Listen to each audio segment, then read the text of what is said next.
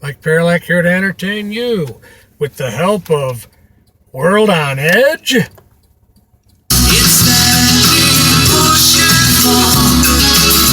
Well, that's all it is. Is it just me, or do I hear a hint of Billy Idol's Eyes Without a Face in that? Anyways, must be a one-hit wonder or from the early 1990s, because World on Edge. Interesting title for a band, but I don't think I've heard of anything else from them. So I decided to get one out there and talk about 3 things that I have been told by members of the opposite sex on more than one occasion in my life. First thing, I share my opinion on a certain subject matter. It doesn't matter, politics, a movie, it doesn't matter, whatever. I share my opinion about something, that comes up in conversation. And I'm told, or if on more than one occasion, I've been told by a female, the information in your brain is useless. To which I say, okay, that's one opinion.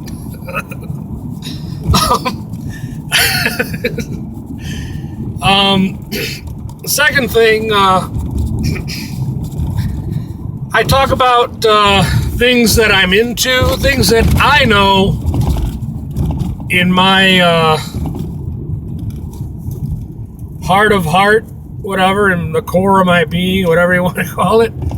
I know that these things make me happy, and I talk about it, and a reaction I would get from a female, again, on more than one occasion in my life, would be, that's not living. To which I say, okay, another opinion.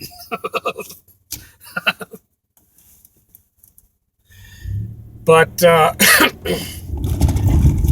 the third thing, which is actually my favorite, this is my favorite because it's very revealing, especially knowing now what I know about female nature, and have always suspected on some level. But I act in a manner in which I assume is gentlemanly, respectfully, nice guy, I guess.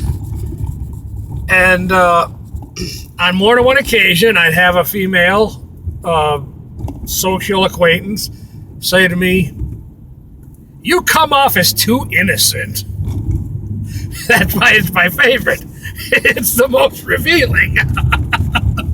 So it's like, okay, so in my mind, I'm thinking, okay, so apparently,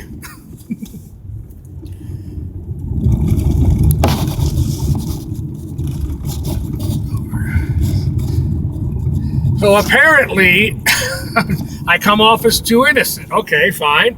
So apparently, to which I think to myself, well, apparently role-playing in the bedroom with your husband is apparently not enough to scratch that itch.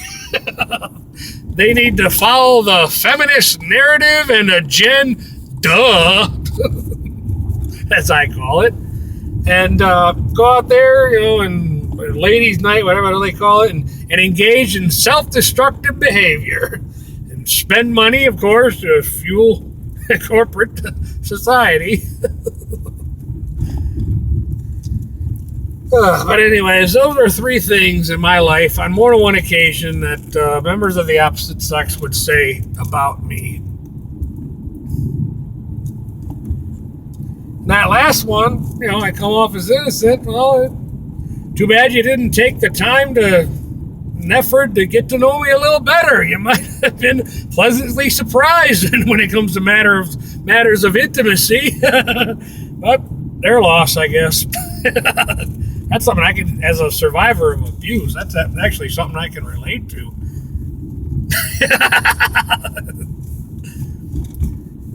Ugh. I picked a perfect route to do this on now. Whenever I'm gonna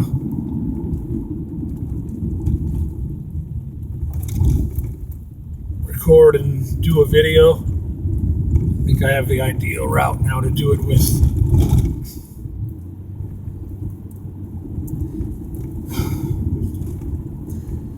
So I was listening to some more Genesis today, Selling England by the Pound. Old man says you are, or no, young man says you are what you eat well. Old man says you are what you wear, well. Selling England by the pound. I think that's the second to the last album that Peter Gabriel is the singer on. That's the last album he sang on was Lamb Lies Down on Broadway, which I was fortunate to find back in the day at a mom and pop shop, a vinyl copy of that for only $2. I was all excited, $2. I got it home, and to my disappointment, a 2-record a vinyl record collection, was missing a record. That's why it was only $2. Oh well. I just found this out this past year, and I suspected there was a third box set to the Genesis box sets that came out 13 years ago. Now, I bought the blue and red one years ago when I saw Genesis in concert in 2007. But I always wonder, why is there not a third box set featuring the material from the early days of Genesis? The first album, I think the first album that finally made it and went out there was Genesis, from Genesis to Revelations. But they had been putting stuff out since '67.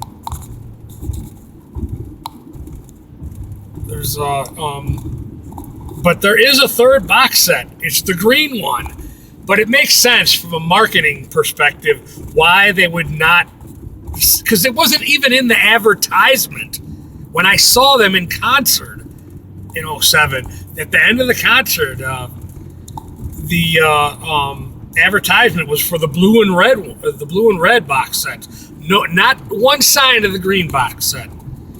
But from a marketing perspective, I guess that makes sense, because they actually probably stood to lose if they marketed the green one in the States.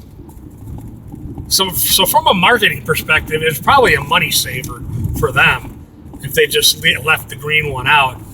But now that I know it exists, at some point I'd like to get my hands on a copy of it. But yeah, big Genesis fan here. They're definitely one of my all-time favorite bands.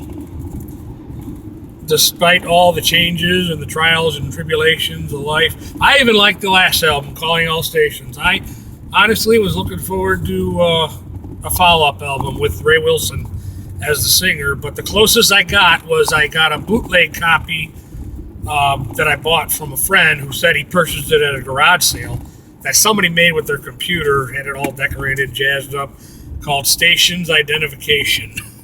And it basically was live stuff from Genesis with Ray Wilson as the singer, and 3 additional songs that were not on, new songs that were not on Calling All Stations.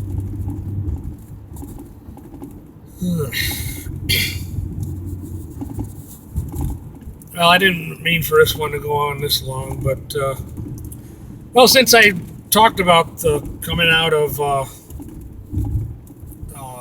the Genesis concert in '07, I remember they didn't play it, but the last song on We Can't Dance was playing in the background as everybody was leaving the stadium and everything.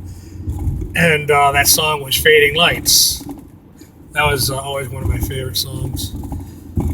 Fall away, away, fading distant lights, leaving us all behind, lost in a changing world, and you'll know that these are the days of our lives. So remember, like the story that we wished was never ending, we know sometime we must reach the final page. Still we carry on, just pretending that there'll always be one more page to go, so far away. And it's a beautiful song. Then it goes into a whole 2-3 minute musical bit between Tony and Tony Banks and Mike Rutherford. Just man, those guys were always so in tune with Tony on keyboard and Mike Rutherford on guitar. And then so it goes into a whole guitar musical instrumental, and then of course the lyrics come back, and Phil continues. Another chance, hello, another goodbye, and so many things we'll never see again. My favorite line in the song, the days of life that had seemed so unimportant, they seem to matter and to count much later on. So far away,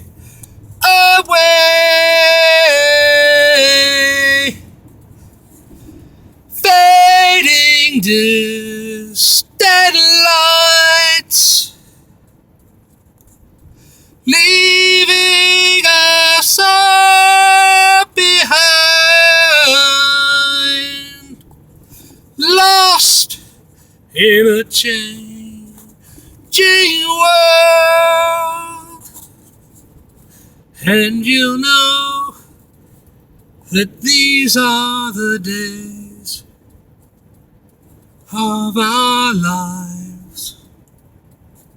So remember. Anyways, Genesis, Fading Lights. Fading Lights. Google it sometime. It's a good song. And with that, I'm going to wrap it up here. I got to go pick up some new shoes for myself.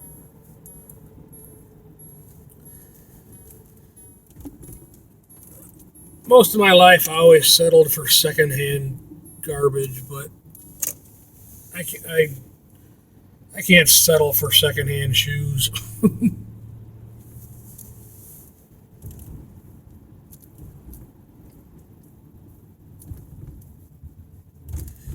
All right.